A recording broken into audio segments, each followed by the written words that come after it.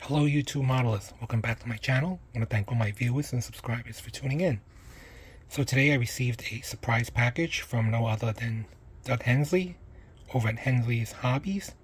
It was a pleasant surprise. I don't know what it is, so I figured I'd open it on my channel and share the surprise with everyone. So let me pause the video and open up the tape. Alright, so I split the tape apart on the side, so let's open it up and see what it is. These boxes are perfect for like one model kit, so let's see what it is. It looks like an AMT. I recognize the red corner. Groove Boss. Wow, I never put together one of these. This is like one of those open super modified with the exposed roll cage. Wow, this is a great surprise. Thanks a lot, Doug. I've actually don't have this kit, and I've never put together a kit like this. I've always wanted to put one like this together. This is going to allow me to customize it a bit as far as colors and build. So thanks, Doug, for the Groove Boss. Look forward to assembling it, and I'll thank you. I'll send you an email directly. Thanks, Doug. So this is a Workbench update. What I currently have on the bench. I ordered some more motors to retrofit my Tamiya tanks. So far, here are two of the types of gearbox that I like. There's the universal gearbox, which is a single motor, but if you notice, it's a very narrow profile, so that's going to be good for small and medium-sized tanks that don't have much clearance. So you can put the motor, it's just very narrow. And on the back, there are multiple ways you can mount the axle. So these two will not be done, but you can either mount the axle low or mount the axle high, depending on how the sprocket wheel is on the lower hull. So that's why I like these kits that have multiple axle locations or holes. So this is good for small and medium size. It's a universal gearbox. And of course, this was the one I used in the Tiger 1, which is a very strong motor, and again offers different axle locations, 1, 2, or 3. I didn't realize this, but this hole is only for low gear, and then these two are medium to high gear. But it runs pretty nicely. So I also realized that this gearbox also comes in a transparent housing, so you can see all the gears, as opposed to this is not transparent. And then there is another type of gearbox where the motor is mounted transversely, like an engine on a front-wheel drive car. It's mounted horizontally, and then the front axle is in a wedge housing, kind of like a sloped housing with two slots available up and down. So that one might work, but it all depends on where the sprocket wheel is and how much clearance you have on the front sloping hull and the lower glacier plate. So I'm going to try this small kit, and the kit I'm going to be using it on is the small Panzer II, the Kampfwagen 2 Ausf FG or variant FG, and you can tell it's very narrow and small. It's basically a Panzer II, so very fast and maneuverable, very effective during the opening days of World War II, like 1939, 40, possibly into 41, but it only has a 20mm and a 7.92 machine gun, so I mean, for Blitzkrieg it's nice and fast, but after 1939 and 1940, I think it's obsolete because tanks started getting bigger and more powerful, thicker armor, and I guess these were relegated to recon or command vehicles. But this is a very good kit. It's actually not that expensive from Tamiya. I think it's only $15 or something. This is a very good kit for diorama because it comes with commander figure, the full torso, not just a half torso. If I can get him out. The decals are coming off of this tank, so I'm going to have to readdress the decals. See how it's curling back up? So I'm going to have to maybe use some white glue to pat it down and possibly do a dull coat, because I never put a clear dull coat.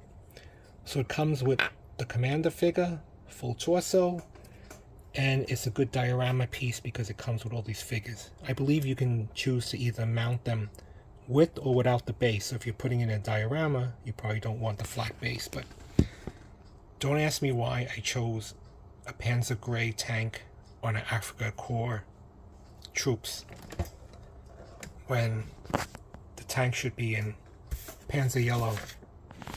Over here, this one. It should be in dark yellow for Afrika Korps. I also built it with the rear compartment instead of just like this. And this is a camo guide, and as you can tell, I was lazy and I chose the German gray. So here are the markings, divisions. I end up choosing this one, like that. And of course the kit is very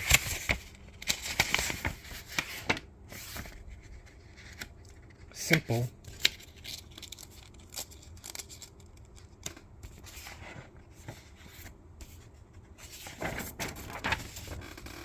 So it gives you a history, the markings on the figures,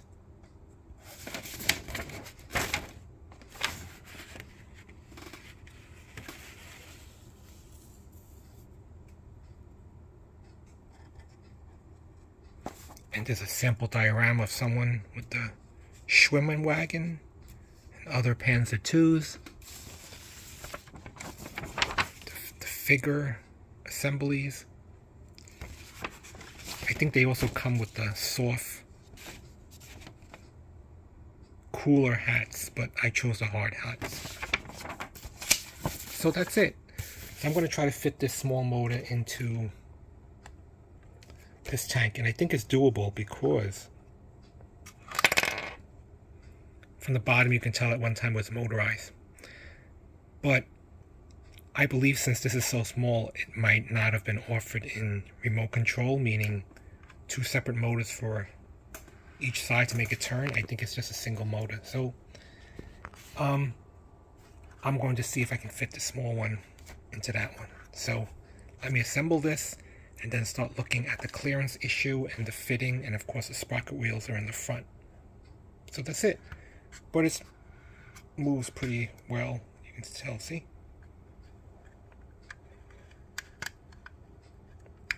Okay, I'll be back. Alright, so I removed the upper hull and the turret. From the lower hull, I removed the tracks, and since these are poly caps, I just pulled them off. They were on pretty tight, so I don't know whether I ended up gluing a little bit of the poly cap or over time the poly cap kind of melted or welded itself onto the plastic. But I do have one that's loose, and upon close examination, realized the poly cap is cracked. So either I can glue it back, or I'll check my parts bin to see if I have a spare poly cap. If I do, I'll pop this open so I can replace the poly cap. But this one's cracked, but everything else is still nice and tight and snug. So I pop them out so I don't have to use this battery tray, because if I'm able to put metal connectors or contacts, I can just use these AA trays, because there's no way you were able to fit in a C size in here. Maybe I could put the switch face in the bottom so it's easier. And then I have to remove these pins for the metal axle. Here's the kit. Looks fairly simple. Here's the instructions.